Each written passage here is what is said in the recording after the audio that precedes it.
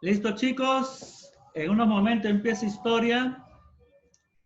Ya el profesor está integrando. En unos momentos empezamos con historia. Curso apasionante. Historia, literatura son cursos apasionantes.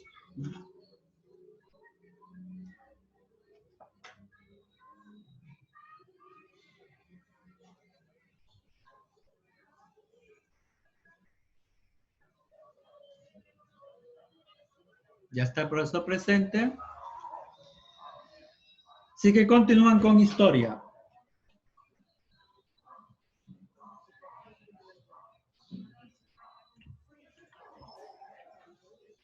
Buenas noches, profesor. Hola, ¿cómo está Carlos? Espero que bien. Había tenido un olvido.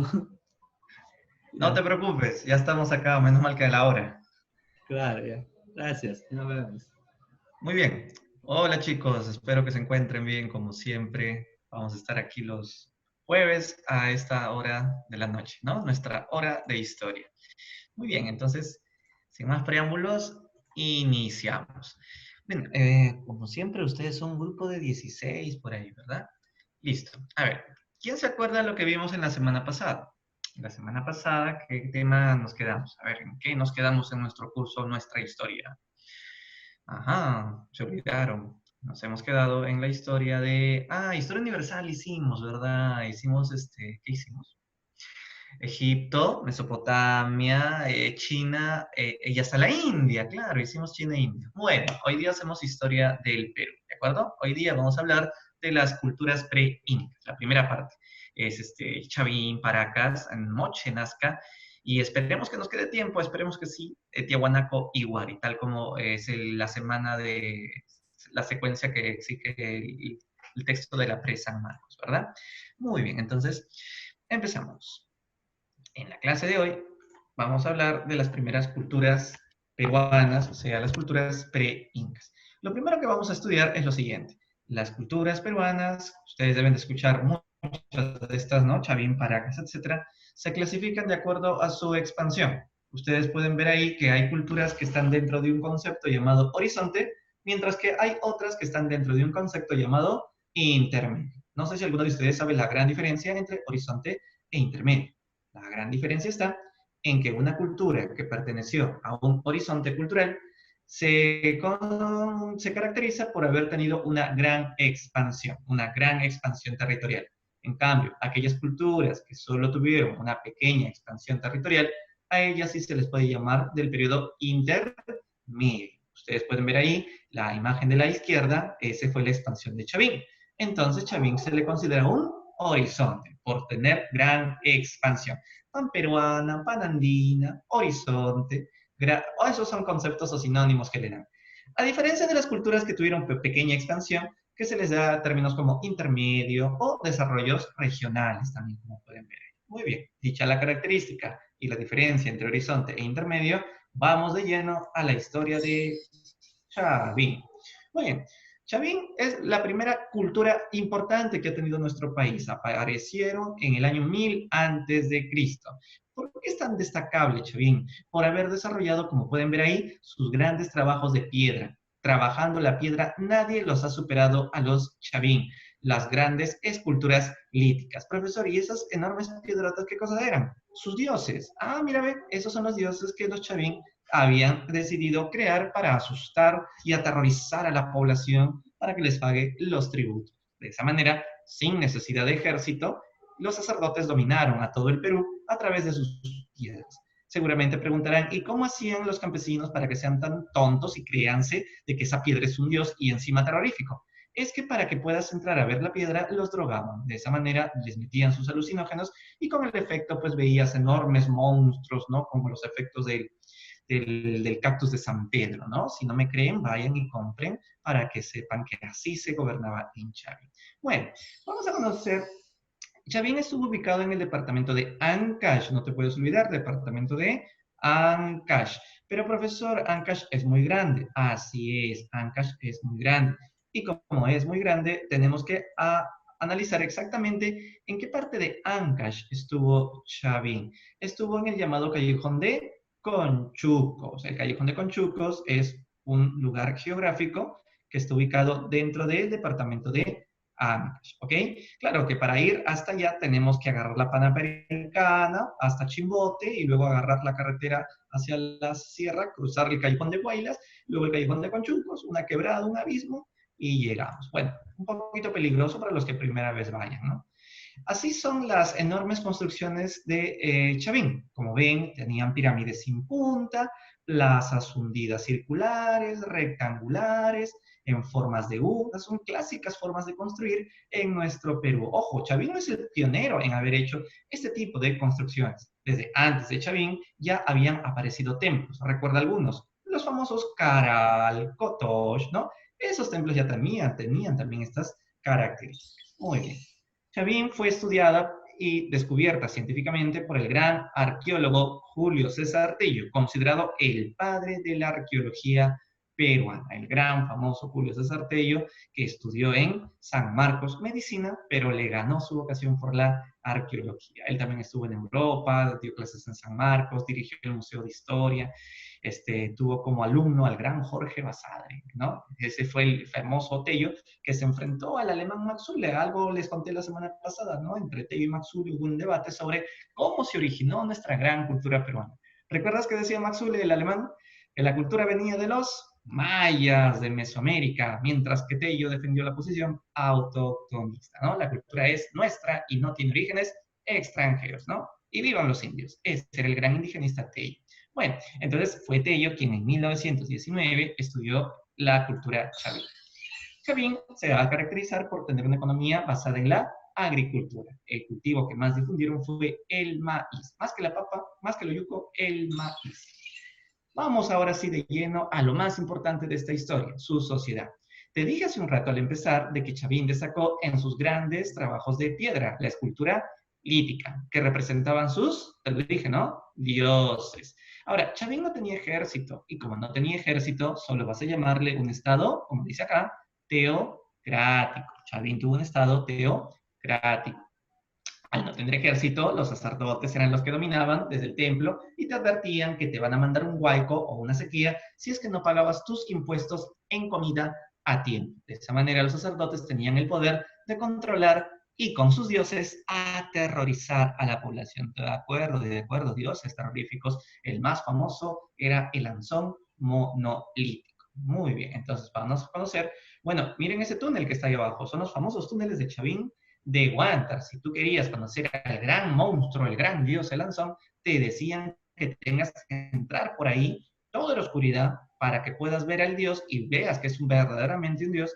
Te drogaban con el cactus de San Pedro. Ahí está el famoso cactus de San Pedro. Personalmente yo nunca he consumido estas cosas, por si acaso, pero dicen que cuando uno consume este cactus, entras al laberinto totalmente oscuro y se puede ver todo, porque con los efectos de este alucinógeno, las pupilas de la vista se dilatan a tal nivel que te juro se ve todo. A mí me han contado, por si acaso, te vuelvo a repetir, por favor. Bueno, entonces ese era el famoso cactus de San Pedro para que así los tuvieran adormecidos. En un gobierno de esa forma, ¿no? Quien gobernaba Chavín era una piedra a través de alucinógenos poderosos y efectivos. Muy bien, entonces ahí está. Vamos ahora a entrar de lleno a analizar cada uno de estos dioses de piedra feos. El Lanzón monolítico es el más importante de los dioses. Sabemos que es el más importante porque estaba dentro del laberinto subterráneo. Tenía la imagen de un jaguar, un animal típico del Amazonas. ¿Se acuerdan de la teoría de Tello, no? La prueba de su teoría es que esos animales sagrados son oriundos del Amazonas. Ahí está el jaguar, que tenía una imagen de humano también, era un monstruo en realidad, medía 4 metros con 53 centímetros. Correcto, el dios más importante. El otro era la estela de Raimondi, que representa la imagen de otro dios. Ese dios lo vas a volver a ver en otras culturas. Este es el famoso dios de las varas o dios de los báculos. Profesor, disculpe, pero mis ojos no son de artista. ¿Dónde está el tío? Yo no veo nada. Vamos a intentar poner, ahí está, su cabeza está aquí, sus brazos están aquí, acá está agarrando dos enormes varas, ¿no? Acá están sus ojos de felino, sus colmillos de felino, ¿no? Acá están sus dos piernotas, y bueno, y luego tiene sus tremendos cabellos que van así, ¿no? Van así en punta. Ya, esa es la estela de Raimondi, que representa, repito, al dios Wiracocha. Tiene varios nombres, dios Wiracocha, dios de los báculos, ¿no? Dios de las varas, tiene varios nombres. Muy bien, esa es la estela de Raimondi. El otro dios es el obelisco Tello. El obelisco Tello representa a un caimán. Lamentablemente no se distingue mucho este caimán, pero acuérdate que también es un animal oriundo del Amazonas, ¿no? El caimán, los jaguares, los cóndores, que son representaciones iconográficas de las piedras de Chavín.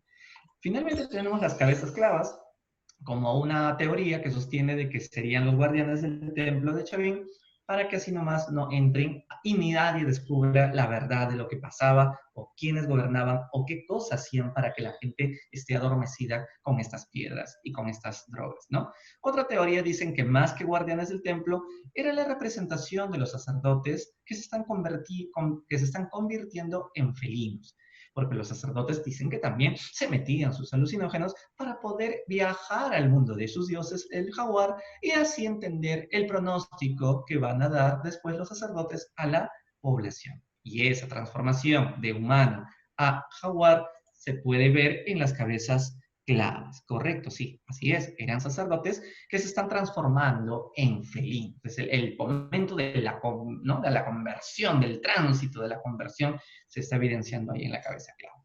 La metalurgia no fue lo más destacado en Chavín. ¿En qué destacó Chavín? Ya lo dije varias veces, en la escultura lítica. El fin de Chavín llega cuando un fenómeno del niño hizo maldades en el clima peruano y los sacerdotes de Chavín no pudieron controlar los huaicos, no podían parar las lluvias, la gente se molestó. ¿Cómo es posible que si tú eres el poderoso sacerdote que todo lo haces, todo lo puedes, todo lo controlas, ¿por qué no puedes parar estos huaicos? Y es que los sacerdotes ante un fenómeno del niño ya no pueden saber qué hacer, ¿no?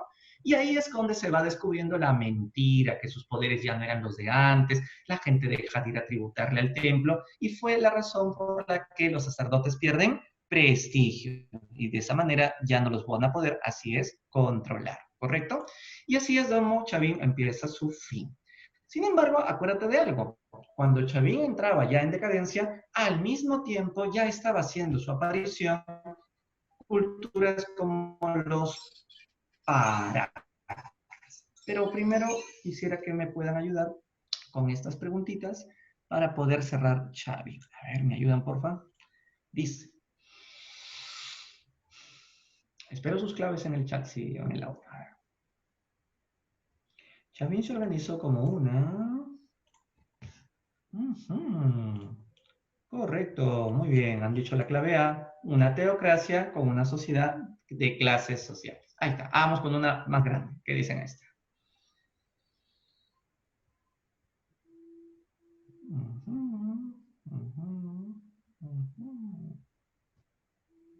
¿Debido a qué?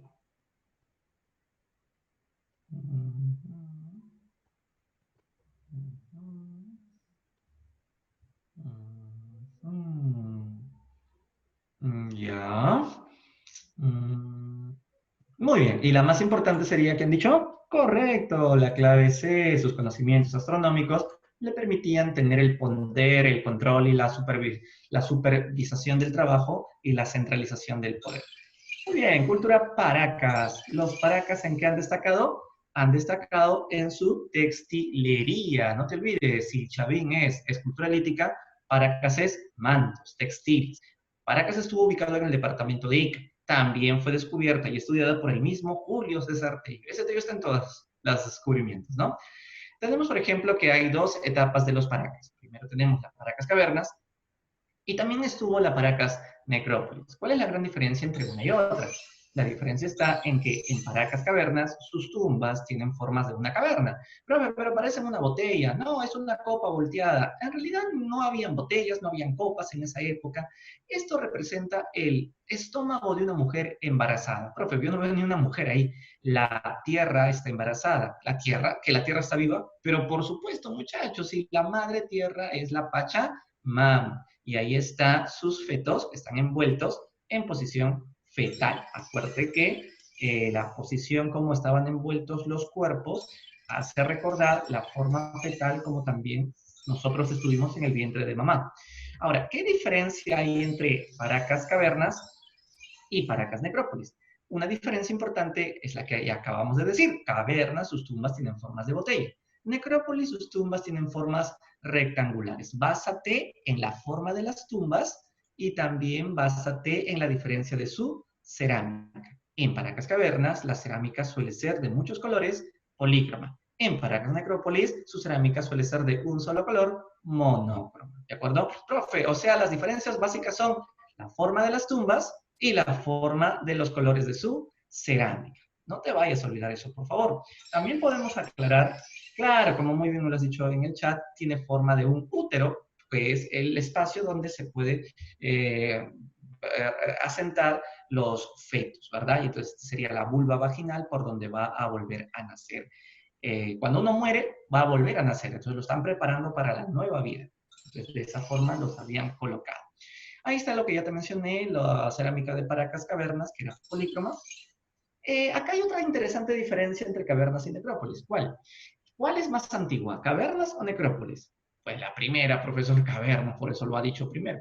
Claro, incluso en la época de Paracas Cavernas, Chavín todavía seguía viva, solo que ya entraba en decadencia. Entonces, ¿qué quiero decir con ello? Como Chavín todavía seguía viva, aunque ya estaba en crisis, los Paracas Cavernas justo en ese mismo instante hacían su aparición. Y eso se puede ver a través de algunos tejidos donde se ven imágenes de felinos. No sé si en ese se ve un felino, pero el más importante no lo pude encontrar en internet, pero es un felino que vuela y es un dios, que se llama el dios Kon. El dios Kon es un felino que vuela, lo cual hace concluir que Paracas Cavernas tenía aún mucha influencia de Chavín. Profe, y en Paracas Necrópolis, ahí ya no vas a ver felinos volando. En Necrópolis lo que vas a ver es figuras geométricas, lo que se conoce como los tocapus. Los tocapus es una teoría de que tuvieron una escritura basada en figuras geométricas. Ahí está entonces los Paracas necrópolis. Ahí está justamente la forma como estaban colocados los cuerpos en posición fetal, ¿no? Entonces, estaban preparados, habían hasta 25 mantos envueltos. ¿Los mantos de Paracas cavernas o los de necrópolis? ¿Cuáles son más finos? ¿Cuáles son más finos los mantos? ¿Cavernas o necrópolis? Los mantos más finos son de necrópolis. Han guaqueado espantosamente las tumbas de Paracas necrópolis desde 1927 hasta la fecha, ¿no? En realidad, si tú te vas al desierto de Ica, vas a ver que más parece las fases de la luna, puro cráter, puro hueco de guaqueros que diariamente intentan a ver si encuentran algún tesoro. En fin, ahí están algunos mantos de los Paracas necrópolis que para muchos pueden llegar a cotizarse en 1.000.000 de soles en la actualidad. En la época, un manto Paracas del tamaño de una pizarra de academia preuniversitaria lo vendían en $25.000. Estoy hablando de 1927.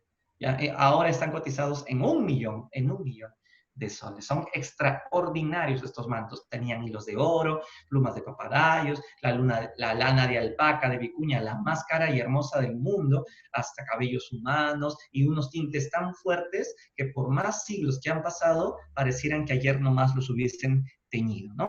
Entonces, esto es muy bonito. Lamentablemente, los mismos peruanos han guaqueado desde que se inició los estudios Y sí, pues el Ministerio de Cultura ha rescatado algo, pero lo poco que se ha podido rescatar, de ello rescató muchos mantos paracas y gracias a eso fue que se fue enviado al Museo de Pueblo Libre. Y el Museo de Pueblo Libre, en realidad, todo lo que tiene el Museo de Pueblo Libre era de San Marcos, ¿sí? O sea, Tello era sanmarquino y todo lo que descubrió Tello se lo regaló a San Marcos y San Marcos decidió dárselo al Museo de Historia de Pueblo Libre que hasta el día de hoy existe y ahí pueden ir a visitar, bueno, cuando todavía ya todo esto termine, pueden volver a visitar el museo, a la sala Paracas. Muy bien. No te olvides también que los Paracas han sido muy buenos trabajando los cráneos, ¿no? Ahí está las deformaciones y las trepanaciones. Ah, profesor, es muy interesante. ¿Por qué deforman y por qué trepanan?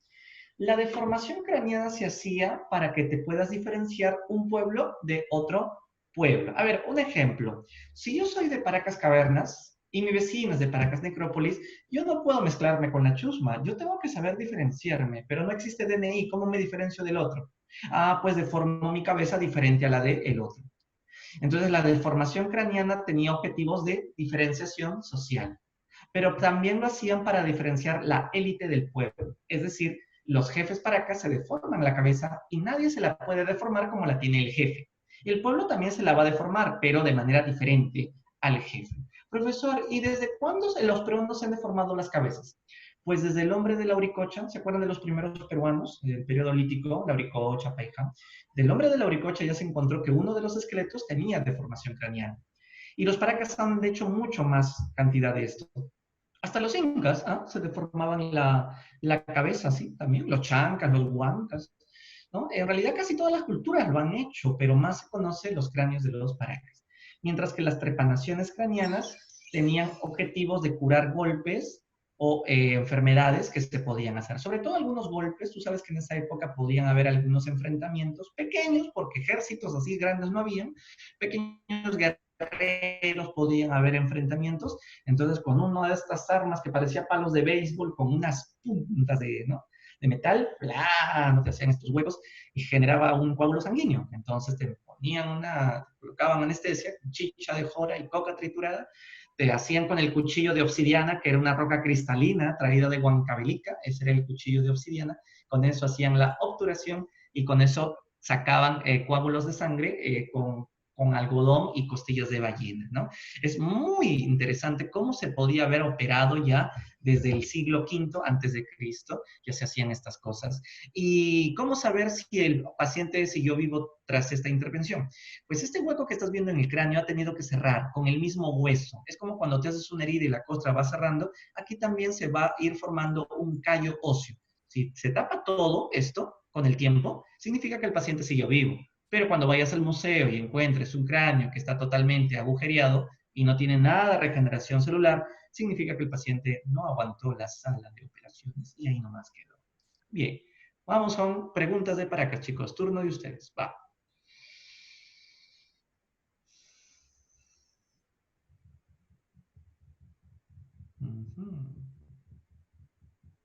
¿Qué dicen?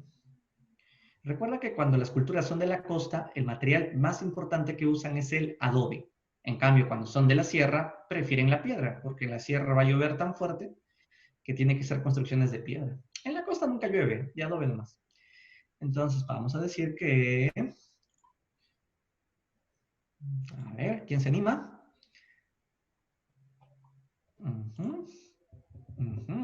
Ya, muy bien, vamos a ver si es la E. Los paracas se caracterizaron por el empleo de adobe, sí, en sus estructuras piramidales o en sus centros ceremoniales. Recuerda de que los paracas no solamente han hecho centros ceremoniales, también han hecho algunas fortalezas, pero muy breves, como si fueran murallas. Tajahuana, por ejemplo, es una pequeña fortaleza de Paracas Cavernas. Entonces, vamos a decir que fueron estructuras piramidales. Cuando digo piramidales no me refiero a pirámides de Egipto. Acuérdate que las estructuras eran pirámides truncas, pirámides truncas. Acuérdate que no todo es centro ceremonial en Paracas. También hay algunos pequeñas fortalezas, porque acuérdate que las trepanaciones craneanas es una demostración de pequeños combates. Claro, insisto, ejércitos así propiamente no existen todavía, pero sí pequeños enfrentamientos. Vamos con esta a ver qué dicen.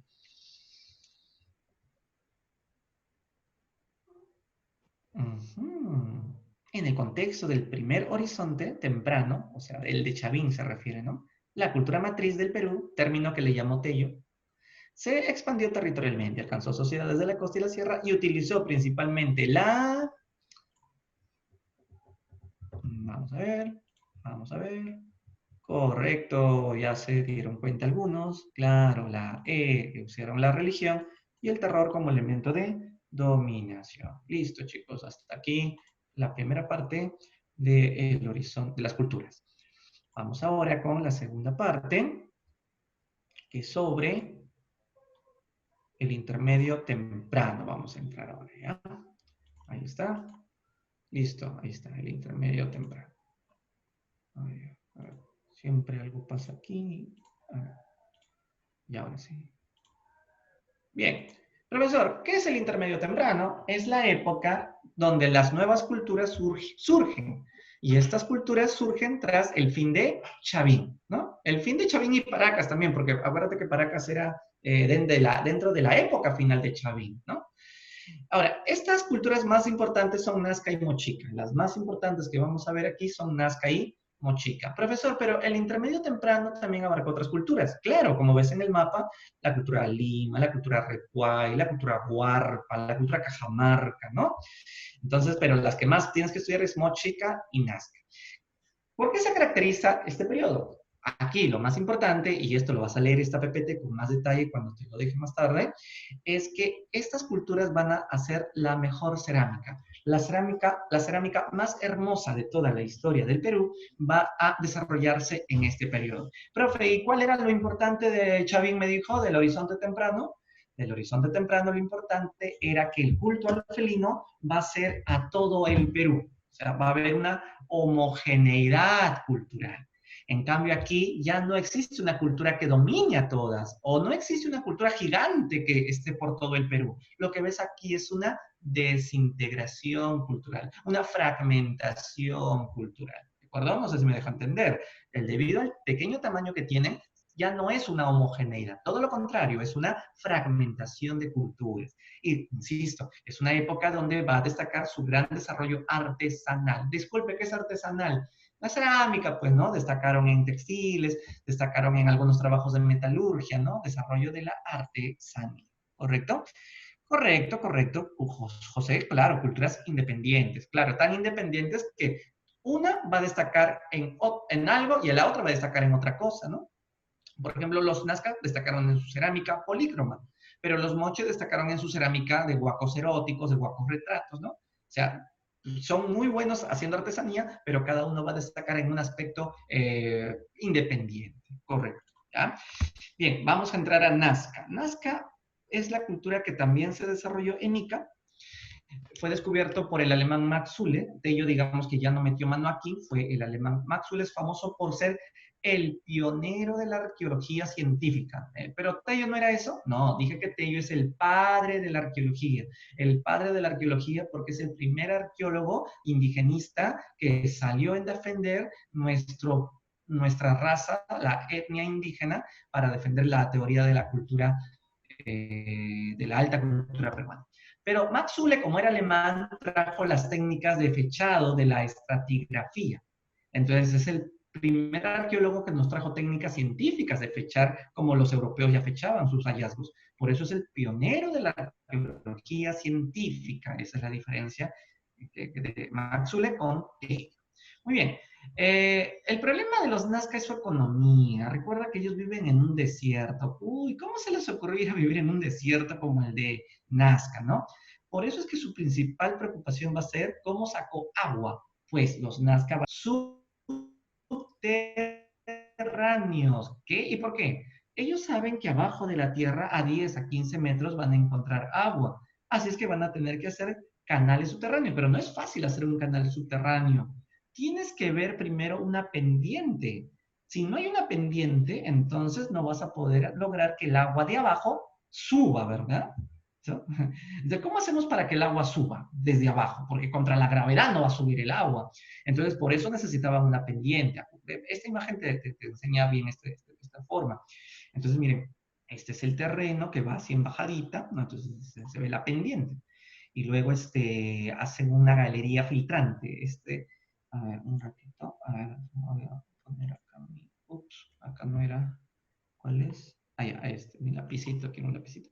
Esto que ves aquí es la galería filtrante, es como un tubo que han hecho en la excavación, y esto que ves aquí es todo el torrente de agua que va por el subsuelo. Entonces, como este torrente de agua va en bajadita, va a entrar por el tubito que han hecho en la excavación.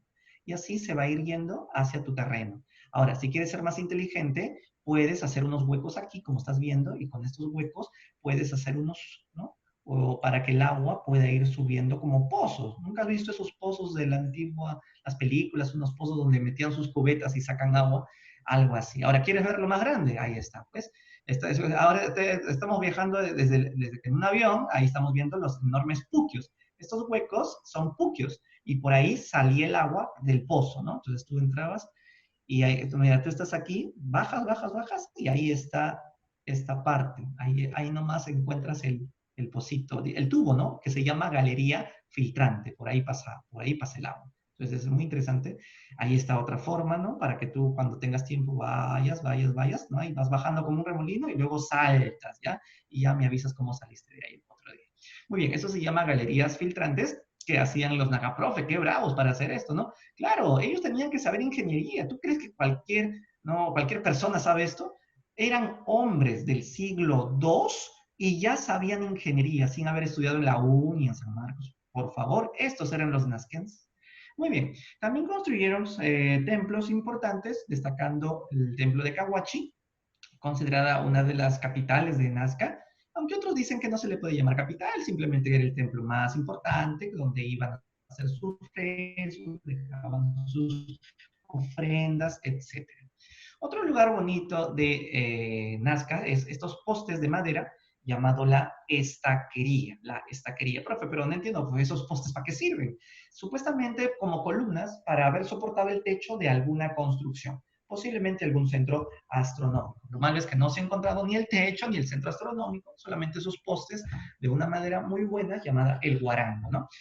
Ahora cada día quedan menos postes. Antiguamente había más de 240. Ahora creo que solamente ya contaron 40 y tantos. De vez en cuando van en la noche y se llevan los postes para venderlo como carbón para las parrilladas. Es terrible, pero el tráfico de huacaría en el Perú ha sido espeluznante e impresionante. El Perú no es el único país que más tráfico de joyas arqueológicas se roban y se lo llevan al extranjero, sino Egipto, Mesopotamia también han sido países que han sufrido tremendas excavaciones por los mismos ingleses, franceses, ¿no? Que son los que aman estudiar esas culturas, ¿no? Aquí los norteamericanos aman la historia del Perú, ellos son los que compran, ellos pagan miles de dólares por una cerámica Nazca, por un tejido Paracas, ¿no? Por eso es que muchos peruanos, por ignorancia y por necesidad, pero que no debería de haber sido así, se dedican a estos saqueos. En fin, si hubiera gobiernos como el de Velasco, pena de muerte habría con el que trafique nuestro patrimonio. Bueno, pero tenemos un Estado totalmente débil, que no controla nada, la inseguridad cada día está peor. Bueno, no quiero hablar de política porque me sale virus. Bien, lo mejor que hicieron los Nazca fue la cerámica. La cerámica, la más hermosa de toda la historia del Perú. ¿Por qué, profe? Porque uno, era polícroma, muchos colores. Dos, presenta horror al vacío. Ah, profesor, yo escucho por ahí. ¿Qué quiere decir horror al vacío? Toda la cerámica Nazca está totalmente pintada, totalmente decorada. Y la decoraban con algunos dioses. Unos dioses bastante raros, como este. Mira, qué bien curioso este dios que han hecho acá. Tiene una lengua, mira, qué malcriado. Mira cómo bota su lengua. Termina convertida en una serpiente esa lengua.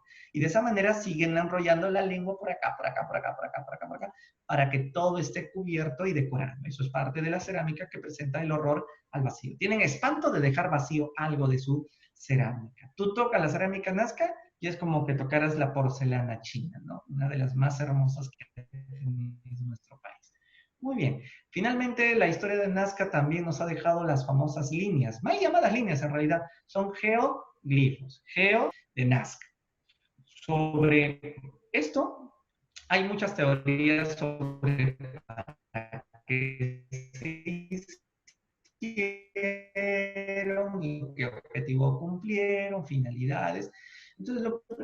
vamos a hablar de tres teorías importantes, las tres más usadas, más debatidas, más manoseadas, ¿no? Este norteamericano sostuvo que las figuras de Nazca representaban un zodiaco andino, un zodiaco así como los signos del zodiaco, pero andino, ¿no? Volkosov lo dijo. Volkosov luego dijo que esto también podría ser un calendario astronómico, o un calendario astronómico. Sin embargo, debes de haber escuchado hablar de la famosa alemana Maria Reisch. Maria Reisch, cuando llegó desde Alemania al Perú, conoció a Volkosov. Volkosov se la llevó a la Pampa, a la Pampa de Nazca para enseñarle las figuras.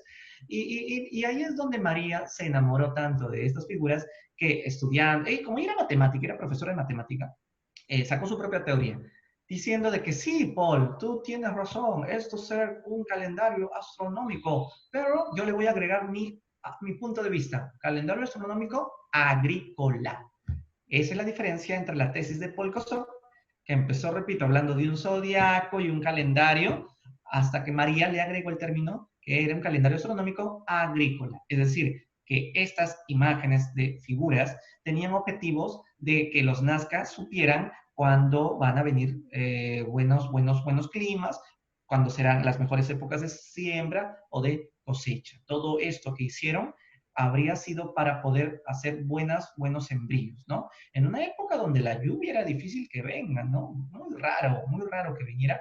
En todo caso, hay nuevas teorías como la lluvia era difícil que venga, había que llamar la atención de los dioses, y una forma de llamar su atención era hacerles unas figuras gigantes que solo se puede ver desde el cielo. Esto no se puede ver desde la Tierra. Por eso es que algunas teorías que dicen que esto lo hicieron los extraterrestres, porque si los Nazca no conocían ni globos aerostáticos, ¿cómo podían haber visto el resultado de cómo quedó tan perfecto sus figuras? Bueno, pero el arqueólogo Kaun Mandoy dice de que no es que Nazca sea un desierto plano, también hay lugares un poquito elevaditos, ¿no? No montañas tampoco, pero hay elevaditos y desde ahí se puede ver las figuras y de ahí se podría ir dirigiendo la construcción, ¿no? Sí, pues el tema de los extraterrestres también estuvo en boga, porque acuérdate que en los años 70 estaba de moda el movimiento de los hippies, ¿no? Amor y paz, ¿verdad? Guerra de Vietnam, y salió un periodista hablando de que estas figuras eran pistas de aterrizajes de platillos volados. Incluso habían venido los hippies acá con su Coca-Cola y su marihuana a hacer unos rezos para que baje el platillo volador. Entonces María Rey llegaba con su escoba y los botaba palazos a todos porque estaban ensuciando la pampa que tanto a María Rey le gustó estudiar, limpiar, investigar. María ni se casó ni tuvo hijos, toda su vida se la pasó enamorada de la historia del Perú de Nazca. Ella muere por eso en el año 98, de final este gobierno. A ella le dijeron que podía pedir un deseo y ella pidió su último deseo, ser peruana. Quiero morir nacionalizada peruana. Entonces muere en el año 98 peruana. La Universidad San Marcos la condecoró con la Orden del Sol en agradecimiento al mérito de todos los años brindados a nuestro país en los estudios culturales de Nazca. Bueno, entonces no te olvides, la textilería también ha sido importante en Nazca, pero no tanto como la cerámica, eso que quede claro. También hay que decir que los Nazca tenían ejércitos, no tan grandotes para decir imperios tampoco eran ejércitos como los incas o los wari o de Roma tampoco, pues, ¿no?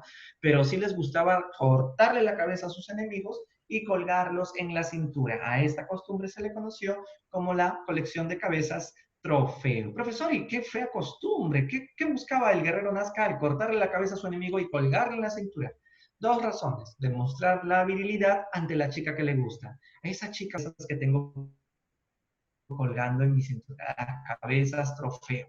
Entonces, en una época donde hay tanta inseguridad, la chica se fija en el chico más guerrero, que le dé protección, que la proteja de algún malhechor, de algún criminal. Esa era la forma como las mujeres podían identificar al mejor varón, ¿no? Profesor, ¿y cuál era la otra razón por la que se dice que cortaban cabezas? Las lluvias. Esa sería una súplica a los dioses. Sacrifico a un bebito. Se han encontrado cabezas trofeos de bebitos. Entonces tú dirás que ese bebito era un soldadito. No, pues si es de bebito es de un sacrificio para suplicar la lluvia, ¿no? Lluvia que es bien difícil que venga en un desierto. Muy bien. Ahí está otra imagen de las cabezas. Les coloco